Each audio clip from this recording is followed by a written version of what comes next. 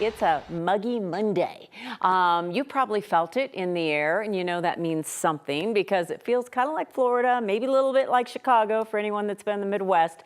Just a lot of stuff in the air, and we've been feeling it for a few days with a lot of storms.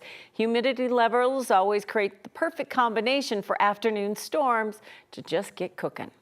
Well, today, day two, really, of the severe storms. Yesterday, Boyd, we see them rolling through yesterday afternoon south of Fairplay. Nina sending us this view. That's Highway 285 under all that hail. You can see how deep it was on the road as people were trying to get by. And in Parker, well, flooding an issue there, too. A lot of rain mixed with hail raging down the streets. Many places saw a good amount of rain mixed in with that hail. The slow-moving storms caused flash flooding, and they'll be a concern for us again today. And South Metro Fire says 3 homes were hit by lightning. One of them caught on fire. The people in the home were able to get out safely. The fire started in the attic and part of the roof collapsed. It took about an hour to get that fire under control, in part because of the conditions. Rain completely washed away a trail entrance in Castle Rock. The town says there are now some closures on the East Plum Creek Trail. The trail is closed north of Festival Park and south of Kinner Street until those repairs can be made. All right, we're trying to get a good look at what is happening with the storms outside. We're going to check in with meteorologist Corey Reppenhagen, who is out chasing those storms again. Corey, you're driving on the west side of the metro near Boulder. Tell us what you're seeing.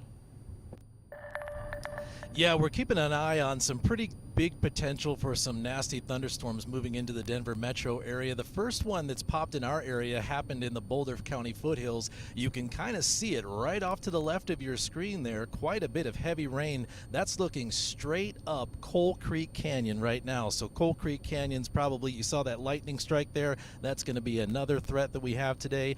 Heavy rain falling in Coal Creek Canyon right now. This storm actually did pop some pretty good size hail, not severe hail, but quite a bit of hail up Boulder Canyon when it first popped there just to the west of Boulder. So this is the type of storm that could be moving into the Denver metro. They're using the slope of the Front Range foothills right now to get some lift, but there is just enough energy down here in the Denver metro area to maintain these storms. So we're going to keep an eye on them as they move off of the foothills into the Denver metro area, because we have the potential not only for some large hail, but the main potential would be those heavy rains that could cause some street flooding. And also we're watching quite a bit of lightning coming out of this storm right now. So Kathy, we're going to keep our eyes on this storm, but I know there's probably going to be a little bit of a wave coming through the metro here in the next couple hours, so I'll throw it back over to you to get some more information on the forecast. Stay safe out there, and thank you for that bird's eye view and boots on the ground for that Boulder County storm.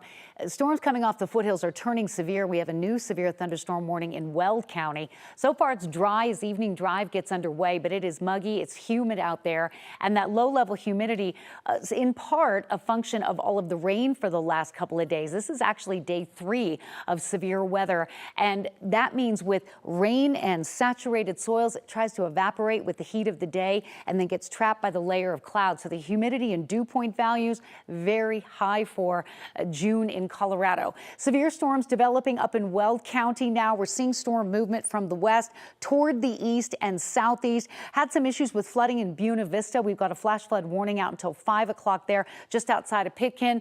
And then north of Keensburg, we've got a little storm that's coming into Gill. It's outside the town of Alt. It's tracking southeast at 15 miles per hour. And there is a little bit of a hail signature with that cell, so we're watching that one pretty closely. And some new thunderstorms I put on the sweeping radar, and we're also starting to see those cells that Corey was talking about coming through Nederland and Boulder. And again, a bit of a hail signature along with thunder and lightning, and the potential for torrential rain on saturated soils means some really difficult driving and certainly just some dangerous conditions. So if you're out around Greeley, Gill, or up toward the Grover area, or headed into southeastern Wyoming, you've got a line of storms there with a lot of rain, ping pong ball size hail possible, and some damaging winds and lightning. as that line tracks southeast. The storm's initially moving very slowly, starting to pick up speed a little bit, which is beneficial. But the town of Greeley, severe thunderstorm warning until 4:30. Hail certainly a potential in and around Alt and northern and northwestern sections of Weld County. Storm movement is toward the southeast from the northwest. And we're in sort of that marginal view for severe weather, but that doesn't mean that we're not going to see that hail and that rain on the saturated soils and see some issues this afternoon. Temperatures warm enough to kind of break that cap and get things going. And the humidity values, while they appear low in Denver, are actually pretty high across eastern Colorado, with dew point values, available moisture for storms in the 50s. And so that's something we're tracking. Futurecast shows this little cell coming right over Denver here between now and 5:30. We'll be watching that one. Additional cell development outside of Keensburg and Ray. And so it looks to be an active evening for us, even though we haven't had a lot of activity just yet, with the exception of Weld County. So we'll continue to watch the radar and track this for you. And Kim and Tom, we're so happy to have you both back this week. So welcome back. Be back, and it's a great opportunity for many people like myself to stay interested in weather by gambling on the dew point at the under-over, you know. Oh, where do you want to go? Hey, the 9 News app is a great way to stay in touch. We'll be checking in with Kathy and Corey throughout the hour, but of course, you can also stay in touch by just grabbing the 9 News app, download it for free, of course.